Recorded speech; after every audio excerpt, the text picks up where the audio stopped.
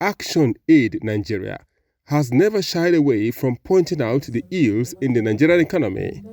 Apart from what it describes as strangulating borrowing by federal and state governments, Actionaid warns anti-graft agencies to expand their searchlight.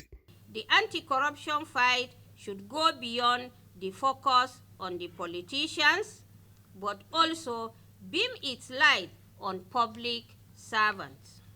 If governors are borrowing monies barely 11 months to the end of their tenure, we must begin to track those borrowings.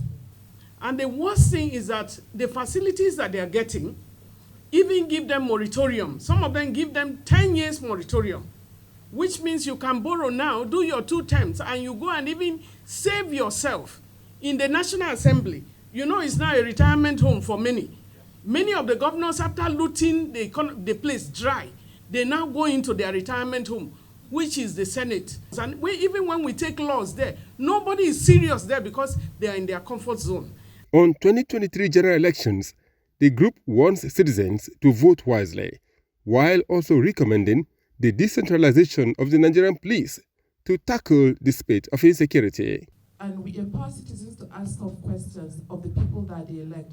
And that is why we're calling that INEC should actually extend the registration for PCV by 60 days. We urge Nigerians to vote with conscience by voting out corrupt officials to end years of recycled bad leadership. Actionaid is also calling for a state of emergency in the education sector to deal with issues like the prolonged strike by the Academic Staff Union of Universities, ASU, among others. And so the issue of ASU is the long neglect of education. They should not forget, the current politicians should not forget, that these public institutions, they passed through, it brought cream of Nigerians, intelligent Nigerians. And now we have left it to decay. And so we stand strongly and we stand united with ASU, and we ask the federal government to declare a state of emergency as read by the convener. We're just coming out of a scandal of one individual being found to be culpable of fraud to the tune of 80 billion naira. That can solve any problem ASU has.